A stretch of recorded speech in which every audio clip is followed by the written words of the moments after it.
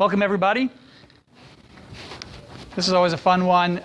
Sometimes people walk out of here very paranoid after this session because we talk a lot about security and how to protect the information that your clients have given you. We're going to have it a little bit different today. I'm going to try a case study and sort of walk through some of the errors that this group made and point out some ways that you may be able to avoid those things. If you have questions as we go along, feel free to wave your hand and I'll slow down and we'll talk about it, especially if I get it too far into gobbledygook or acronyms. Sometimes I'll do that. And if you need to ask a question later, I'm up at the great library up here. Stop by anytime, email me or give me a call. So first off, I want to say May the 4th be with you. It is Star Wars Day. It would be inappropriate not to recognize that today is Star Wars Day. Even if this is the lawyer regulator and we might not have a sense of humor otherwise. So instead of your typical confidentiality session, we're going to do a Star Wars confidentiality session because I'm never, ever, ever going to have an opportunity to do this again. I mean, when's it going to happen, right? So a long time ago in a galaxy far, far away, they had the same issues that you had. The same issues. Essentially, there are 4 issues that you need to worry about if you're practicing law in Ontario, coming out of your professional rules. You've got the duty to maintain confidentiality over your information, right? You've got to know how your systems work and how to protect the data that you put into those systems. You need to know where your information is being stored, and you need to know who has access to that information. And so that's all in the rules, but we're not going to get into the rules because I'm a library guy, I'm not a rule guy. So that's really what you need to be thinking about. You need to be thinking about where is your stuff, your client's stuff. How is it being protected? How are you protecting it? It might be in your office. It might be on a piece of paper. We're mostly talking about the digital, but everything I mentioned today pretty much is something that it has an analogy in a paper record that you've been storing somewhere else. The 5th one that I won't really get into at all is privacy. Oh, do I need a mic? Yeah. Am I not loud enough already? Okay.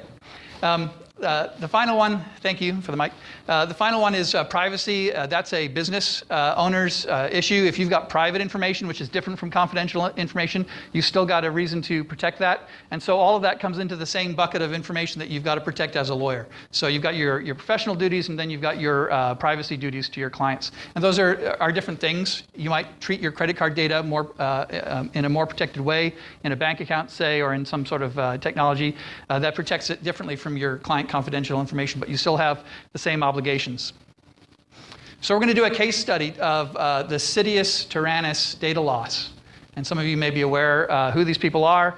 They are relatively notorious, but people haven't really walked through the tragedy that happened to them and how it really pulled apart their firm.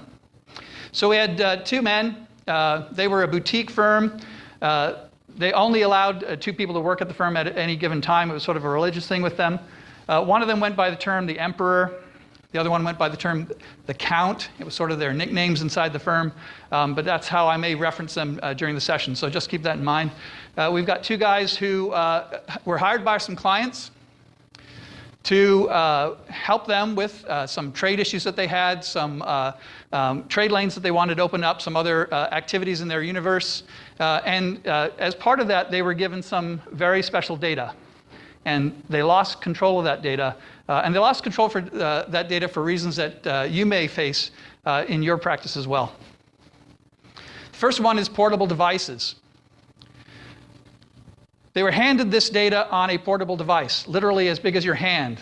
They passed it over to the Count in this case. The Count presses a button and their data is immediately accessible. So there's your first problem. If you have data on a portable device, it should not be accessible without a password or some other barrier in order to get access to it. Now, how many people have portable devices? Phones, tablets, laptops. How many people have a desktop computer? How many people would call a desktop computer portable? How did it get into your office? Was it carried in there? What about a server computer, which is just a little bit bigger maybe than a desktop? Everything that you put client data on is portable. So when you think about the data and where you store it, whatever you put it on needs to be taken care of in the same way. You can't say, well, that's sitting under my desk, and so no one's ever going to find it or pick it up. they're going to find it and they're going to pick it up and they're going to walk away. And there's stories every year. It's one of the benefits of doing this every 6 months is that there's always a new story of a lawyer that's had a problem that I can bring in and sort of, the truth moment of how lawyers should protect their data. But that's really the thing, is that we find that people, the law firm will just be ransacked and all the computers will walk out because they want to sell the parts. They want to sell the hardware. They don't really care about your data. But the data loss is your problem because you've got that issue of having to protect it.